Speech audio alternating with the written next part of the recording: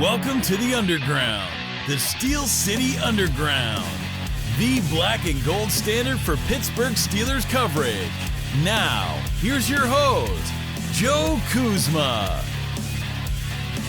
Hello, everyone, and welcome to another edition of the Steel City Underground podcast. My name is Joe Kuzma, and first and foremost, I'm flying solo here with an abbreviated version of our program because happy Thanksgiving to all of our viewers and listeners that are out there. We want to kind of keep this one a little short, and also I didn't want to get Brian or anybody in the doghouse, with the missus on a holiday weekend, so I'm going to go through some of the major happenings, and there's been quite a few of them here in Steelers Nation. But first, a little bit of housekeeping for this Sunday's game, Week 12. We're already in Week 12. I mean, we're about, eating turkey and mashed potatoes and stuffing and everything, just stuffing our faces, pumpkin pie, in my case, some chocolate pies that I made. So I hope you enjoy the holiday. Thanks for joining us. And Sunday, at least, the Steelers, they've been avoiding that one season. It seemed like they were playing every holiday, Thanksgiving, New Year's Eve, New Year's, whatever, Christmas. And this is actually kind of a little bit of a break to get a regular Sunday 1:00 game. No Black Friday games. First time ever that's going to be happening. The 3 Thanksgiving games that they have now and whatnot. So this Sunday, 1:00 at the second worst named stadium in the NFL next to Acrisure Stadium is Paycor Stadium down in Cincinnati. And of course, on that field turf, the Bengals will be hosting the Pittsburgh Steelers. Their head coach, Zach Taylor, 33-41-1 in 5 seasons with the Cincinnati Bengals. Hard to believe that he's like that, 8 games south of a 500 record as a head coach, despite his success. And he's had some against the Pittsburgh Steelers over the course of Zach Taylor's tenure. They have not played yet this season, the first of 2 matchups that they will have.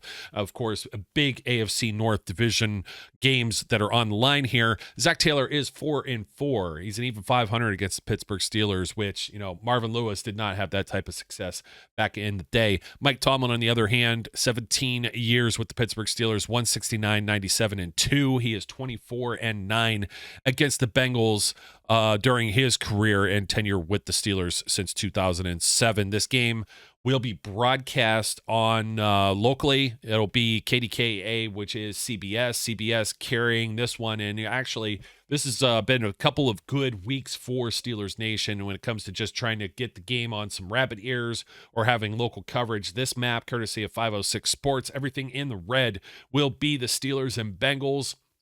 If you happen to be listening to this, if you are anywhere in a different time zone practically other than the East Coast and do not live in the Southwest, basically New Mexico, Texas, Oklahoma, Louisiana, Arkansas, Mississippi, Alabama, etc., and Florida, parts of Georgia and parts of Tennessee, and then, of course, the Indianapolis Colts market, you are going to get this game. If you see everything that's in the red, it is like half the states in the nation. It almost looks like one of those electoral maps.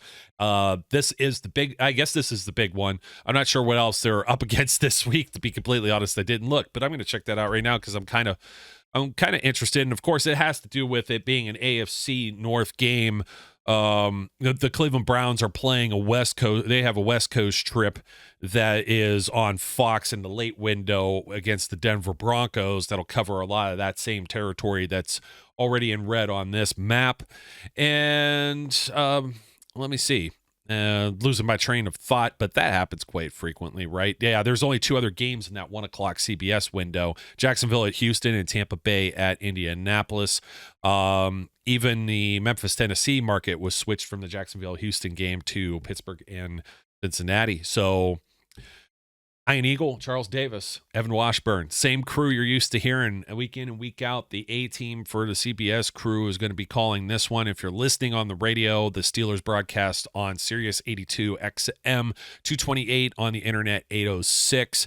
Sports USA is also covering this with Larry Kahn and Mark Carrier providing the analysis. Your usual crew on WDVE FM 102.5 and 97 WBGG AM out of Pittsburgh will be Bill Hillgrove, Craig Wolfley, Max Starks, and Missy Matthews. The referee for this game, Brad Rogers, who I don't have a whole lot to say one way or the other. Cincinnati Bengals, of course, without their top quarterback, Joe Burrow, who was leading this team, but also had his struggles throughout this season thus far, started injured. Kenny Pickett also with some of his own struggles leading the Pittsburgh Steelers in passing. So we're going to see two dynamics here as far as passing games and whether these teams can get anything off the ground, because we know how the Cincinnati Bengals have the vaunted trio of wide receivers, Jamar Chase, T. Higgins, who has been banged up. We'll have to monitor the injury reports a little early. I believe he was a DNP yesterday. And then, of course, Tyler Boyd, who locals might remember from the University of Pittsburgh, and he talks his own trash. As it is, the Cincinnati Bengals are 3-2. Oh, I'd be remiss to mention, Joe Mixon leads the Bengals. Joe Mixon had a very good game against the Ravens the previous week before, especially before Burrow went down. 605 yards, 4 touchdowns on 153 carries. That's just a smidge, about 100 or ish more than Najee Harris, who isn't even the leading rusher for the Pittsburgh Steelers at this point, with Jaylen Warren kind of ascended into that role. And we're always wondering, hey, what's going on? It's a nice 1-2 punch. Najee, I saw some statistic thing. It was 15 plus yard runs. He leads the league with like 7 or 8 of those over all of these other running backs. And you got Jaylen Warren, also just kind of carrying the torch as well. 2 back-to-back 100-yard rushing games. Of course, he had the 70-plus run for a touchdown against Cleveland last week. A lot of people wondering, why didn't the Steelers just run the ball? We'll see if they can get there. We'll see if they can get George Pickens, the Steelers' leading wide receiver, with 37 receptions for 604 yards and 3 touchdowns in this mix as well. The Steelers are 2-2 thus far this year on the road, whereas the Cincinnati Bengals are 3-2 at home. Steelers are 6-4 against the spread. They're still 28th in points scored per game. Bengals are only 20th, but they're scoring a little more. 20.2 to the Steelers, 16.6.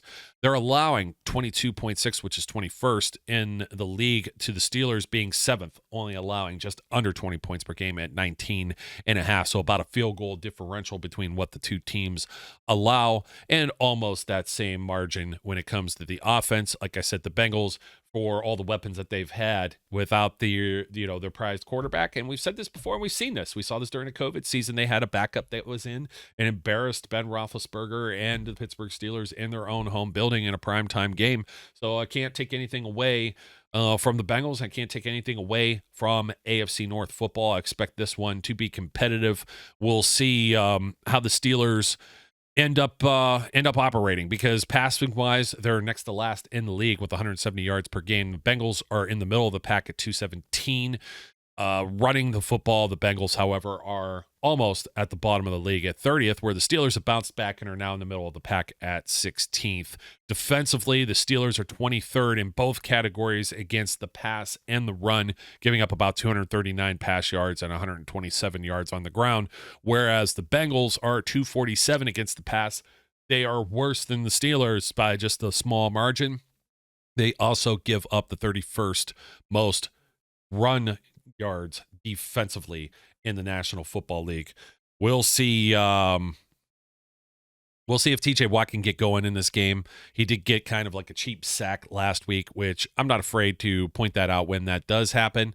I'm actually not afraid to point out that cheap sacks could. I was listening to something actually that made like a lot of sense, or not as much sense. We were talking about Pro Football Focus and where they rank some of these people. They were on XM Radio, and speaking of putting somebody like Myles Garrett ahead of consideration of TJ Watt, the quality of sacks type deal, Myles hasn't had the most high quality of sacks either, and they're pretty much considering him next to the Deron Bland as maybe the second most front runner for a defensive player of the year category this season. So we'll see if TJ, Alex Highsmith, and those guys can get it going against the backup quarterback, Jake Browning, who will be starting in place of Joe Burrow. The Bengals have, on their offensive line, they kind of retooled it a little bit, obviously, signing Orlando Brown in the offseason as their left tackle. Jonah Williams is on the right side. The interior of their offense with center Ted Karras and Cordell Volson and Alex Kappa. And Volson's been one of those kind of, iffy guys over time. We'll see if that can hold up with a backup quarterback. We'll see how the Bengals approach this game. I would assume they try and run the football, but if they have a healthy T. Higgins, it's going to go a long way towards attacking the Steelers' secondary, which is still a little bit banged up. Steelers made a lot of transactions this week, signing Trenton Thompson to the active roster after a very good game. Several pass defenses, maybe could have had an interception towards the end of the game. So Zach and I talked a lot about Trenton Thompson in the previous episode. If you got some time and you hadn't had a chance to check that out, by all means, do so.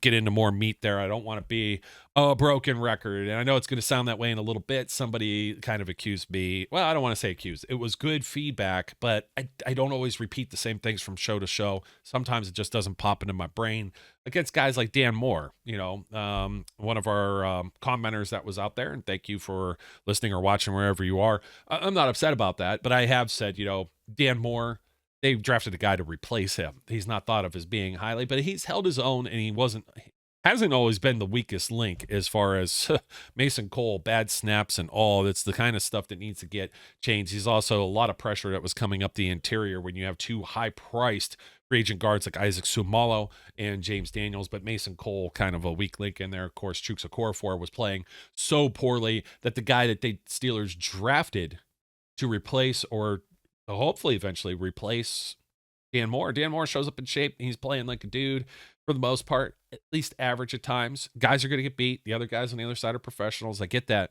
Roger Jones goes and plays on the right side, and look at the difference that the Steelers are able to do running the football off the right. I mean, just some of the things that they could do. About pass protection was a nightmare, and it was a nightmare against the Cleveland Browns. We'll see if it'll still be a nightmare against the Bengals, but still talking about Steelers defense against Bengals offense. The Steelers signed Blake Martinez, a linebacker, lots of years of experience. You may remember him probably more prominently with the Green Bay Packers, tackling machine. He's on the active roster since he had to be signed. You can't sign practice squad to practice squad. You got to elevate someone to your 53. So Blake Martinez, a little bit of reinforcements along with Myles Jack, who was signed to the Steelers practice squad coming out of retirement. I expect him to be elevated on Saturday for this game on Sunday, perhaps even with Eric Rowe, a veteran safety who was signed to the practice squad as well. Elijah Riley ended up going to injured reserve after just finally getting a shot, and then he gets hurt. You hate to see that happen. I think Eric Rowe may help a little more even on the special team side, as may Jack, but they were playing with Trenton Thompson, Michael Walker last week as their starters. So, and it's still, they played very well on defense. The Steelers did. I think they could put the clamps on with the Bengals as well. It won't, it should be about the same kind of, you had Amari Cooper, you had Jerome Ford and Kareem Hunt. You're going to have the same kind of dynamic with the Bengals, except they might have another receiver or two. They don't have the tight end though. And Njoku was dropping a lot of passes, whereas, if you have a healthy T. Higgins, it's going to go a long way to maybe helping Jake Browning, an inexperienced quarterback, to say the least. It's what happens when you have expensive quarterbacks. When you get these big contracts like for Watson or Burrow, you can't have like an all-star guy that's waiting in the wings, ready to jump in, unless it's like some rookie with a high ceiling, and usually it's a rookie that you're hoping has a high ceiling. It's going to be a middle or late round draft pick as a backup, because you're not going to be taking someone in the top 10 when you already have like, a $50 million or more per year quarterback. So the Steelers though, Blake Martinez, Myles Jack, Eric Rowe, you're going to be seeing some numbers out there. You're going to go cross-eyed. Who's that guy? And you're going to have to go consult the Steelers app, scroll and look for the roster and see. I didn't actually, these are usually the kind of news. Let's see what the injury report is so far with the Steelers. I mean, George Pickens was banged up with the shin. You had a couple of guys also with days of rest. Minkah Fitzpatrick is still dealing with the hamstring, but they're expecting to maybe get him going this week and get him back in. But most of the players were rest. You did get Montravius Adams back into the fold, at least limited on Wednesday. The Cincinnati Bengals, kind of the same kind of reports where there's a few players with rest. The big DMPs happen to be Cam Taylor-Britt, one of the starting corners. If they have to yank him, DJ Turner, a rookie, will be his immediate backup. And then you also have that whole secondary is where I really asked some questions, but the defense in general, because they lost Jesse Bates, they lost Von Bell, they replaced him with Nick Scott and Dax Hill, and then Jordan Battle, yet another rookie. Chidobe Awuzie, veteran corner, solid corner. Cam Taylor-Britt's been playing pretty darn well, was drafted to do so, but DJ Turner, he's been playing well too, for where he's had to be put in that place. And I wouldn't say that the Bengals necessarily fear the Pittsburgh Steelers passing attack, but that could change and leads me to perhaps my main topic. But again, the offensive line, they're going to have to keep some of these guys at bay. Okay. You got Trey Hendrickson, premier pass rusher, When you talk about the guys in the AFC North, you got Garrett, you got Watt, and then you got Hendrickson. You probably put Highsmith in that category too. Sam Hubbard's capable. DJ Reader and BJ Hill, the two tackles on that defensive line on that front, are also very good. The two linebackers, Logan Wilson and Jermaine Pratt, are also more than capable. And then they also have Joseph Asai, who can rotate in and get after the quarterback. And not a lot from Myles Murphy, who was drafted, but Bengals go pretty deep here across their front four, and that'll be important for the Steelers. We're going to see Eddie Faulkner, running backs coach. Everybody's like, whoa, this guy has been an ascending name, and you might have to remember another name in order to understand where this came from. North Carolina State, Jalen Samuels, offensive weapon. Remember, 5th-round pick. They even let him play in the Wildcat until that didn't really work out too well, right? But his running backs coach, Eddie Faulkner, ends up coming aboard because they saw what he was able to do. We saw what he's been able to do with the likes of Jalen Warren and Najee Harris. It's about the only thing that's been working for the Steelers offense. So they're going to design plays. The reason he's the interim offensive coordinator now, he's not calling the plays. And there's a reason for that. He's not an experienced offensive play caller. Has some time at the college level, but you're not going to want the biggest one of the biggest two of the big problems with Matt Canada. And now that he's gone, the reason you didn't see any light at the end of the tunnel is like, okay, Kenny Pickett's out here and he's talking about we're going to be running the same play, same playbook. I was yelling about this back week 4, week 6, week 5, week 6 when the Steelers had their bye, and I said they should can Canada then, but the playbook probably won't change too much. There's going to be some tweaks, but some of the concepts where you have 3 guys and a screen to Jalen Warren, and the 3 guys aren't even blocking, they're going out for a pass. Those are the type of things that are going to get refined. And on the other side of the field, you got George Pickett's perhaps man-to-man, one-on-one. There was also a free guy just coming off the edge there, maybe sliding some protections. There might be some different things that actually get acknowledged or changed in this process just because you're going to have somebody who is going to be advocating for the run game. Not 3 straight passes to Deontay Johnson like the way the game ended. You're going to have maybe somebody gets to run the ball because it's going to be an advocate for the running backs because that's been their coach. Okay, Eddie Faulkner is going to be designing some plays, and running the ball means Kenny Pickett doesn't have to pass much more than 20 or 25 times per game. It may also open up some play action opportunities. And guess what?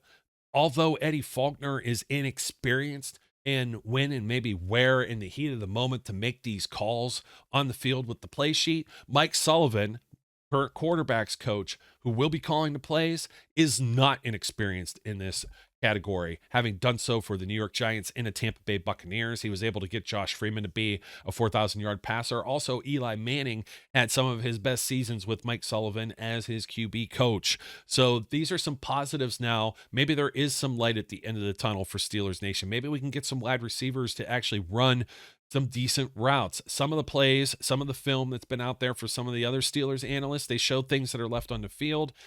Look, I don't want to make it sound like it's excuses for Kenny Pickett, but they are excuses to some degree, right? When you got guys that are in your face after a second or two because the offensive line isn't doing their job, or you've got players that are put out in positions where they're not blocking, or you're not putting any protection out there, or you're not running the damn football and helping out your quarterback. That's these things. It makes it hard to evaluate really where the problem is. Like I said, he probably still isn't 100%. Wearing the jacket with the injured ribs and whatnot. I remember when Baker Mayfield was doing that a few years ago. Everyone was on his case. Hard to throw the football. You got to put yourself in his position where you got to be like, right at the snap of your fingers. Bad snaps from Mason Cole. It takes you out of your rhythm, out of your timing. Might lose a half second and then someone's already down your neck, especially if Cole's like, oh crap, bad snap. Hey, wait, did that guy just run by me? So maybe some of these things can finally get cleaned up because it won't be a disorganized mess at the guy at the helm of the entire offense. That's what I'll say for that. Now, will you see it necessarily cleaned up this week? Not going to go that far, but we saw some better things the previous 2 weeks before facing the Browns. So there might be a little bit hope that you get like those opening series scoring drives, or 100-yard rusher with Jalen Warren, or maybe at least move the chains or make some things a little more simple. Maybe you get a quick slant. Maybe you get the tight ends involved in the freaking football game. It's going to be tough to say because there's not a whole lot that they can install necessarily, but I think they're going to throw out some of the garbage, refine some of the things that hadn't been working the way that they should be. And while some of the plays may look familiar, there may even be a jet sweep out there. Oh, God forbid, right? I think that with the right maybe coaching in the right direction and the right play call for the situational football can definitely, I mean, come on, Kenny Pickett dropping back the pass and nearly getting it should have been a safety on the first play of the game. Everybody there knows you run the freaking football. I mean, and again, it's offensive line, some of that problems too. So there's a lot of problems with the Steelers offense that hopefully this coaching move can change. And then we'll find out. We'll find out who all is the problem. We'll find out if it's the scheme, maybe the offensive line, because we've seen things with Kevin Dotson. Kevin Dotson's problem always was there was somebody on the right side, and now he's playing on the right side, which is his natural position. He wasn't really a left guard. Dan Moore's problem was there's always been Dotson, of course, doing what decent. Rams' offensive line still pretty bad, but Dotson was getting good PFF grades, right? Dan Moore's problem, 1 year was his rookie year, 5 different right guards playing next to him.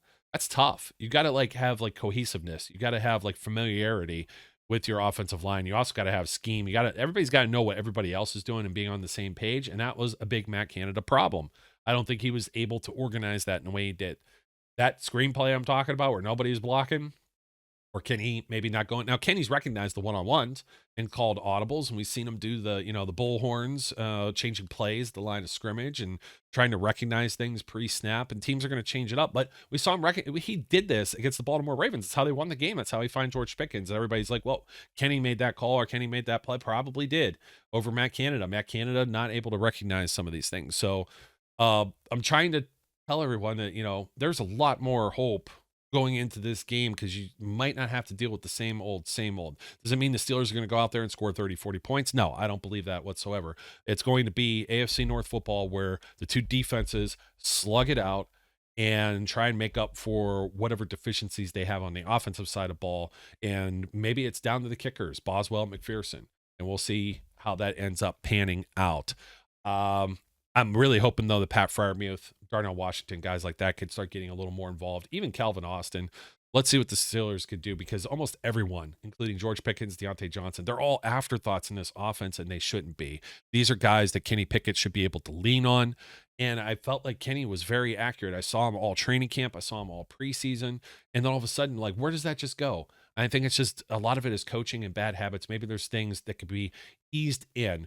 And this is where Mike Sullivan calling the plays. Now, Eddie Faulkner, X's and O's guy, thought to be upcoming. There's some interviews with him. I think Mark Cabali got him during the summer about being maybe an eventual offensive coordinator.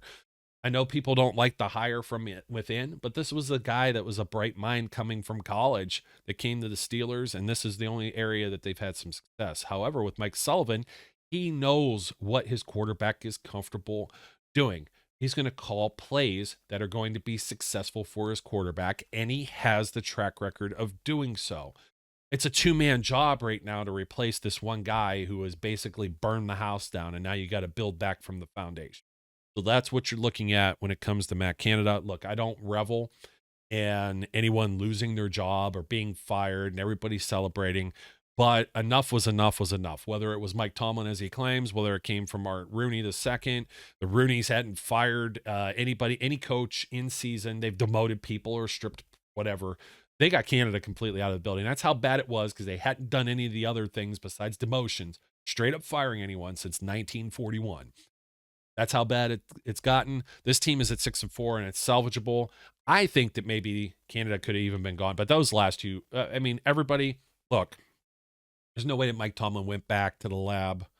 That guys like Najee Harris, Kenny Pickett, even TJ Watt, they went back. If they're watching this game, they're watching this film, they're meeting. Some of them, we might not have to watch it. It's in your brain. You know what you did those last two drives, and it didn't work. It did not set up this team for success to win a football game, and they lost in a very winnable situation where almost every other team that's in the National Football League should have came out with a victory, and it's a division loss. They could be ahead in the division and ahead in the overall record. The Steelers' schedule is very favorable going forward. We're going to see if the people that they have still on deck are capable of cleaning up this mess, at least momentarily. and they've got some games coming up here. They will have a mini bye. They're going to have a short week after this game. Excuse me. Arizona Cardinals after the Bengals, and then a short week with the New England Patriots that have had their own in-house issues. And then they'll have maybe a little bit more time to change a little bit more of this and tweak it as they get to some of the bigger games on the schedule near the end, especially that road trip to Baltimore at the very end. Could be for all the marbles. You never know. But this is exactly kind of the area where we thought the Steelers might be. There's a lot of people out there that still believe the Steelers are a 10-11 win football team. They also think that on the surface, there's probably going to be 3 teams making it out of the AFC North and into the postseason. They will be one of them, or they should be one of them, unless this thing totally falls apart. Let's hope on defense that they can get Minkah Fitzpatrick back. That'll be a big feather in their cap defensively for all of the different things that they do. And I like the inside linebacker additions. At least this week, tight ends should not beat them. And they're just going to have more bodies when it comes to DBs, if that's possible, dropping like flies. So, folks, happy Thanksgiving. And we hope that you're having a safe one. If you're already watching this, you got through the biggest party day of the year, which was Wednesday night. So that's always good. Don't forget to like, comment, and subscribe. And until next time, my name's Joe, and I'm the only one here. So go out there, enjoy your turkey or your leftovers if you're catching this a little later after you've already had the first helping, and get some pie as well. Get some cool whip to put on that. Until next time, we encourage everyone out there to be safe, be good, and we'll catch you later. We would like to thank you for listening and remind our listeners to follow us on social media and our website, www.steelcityunderground.com.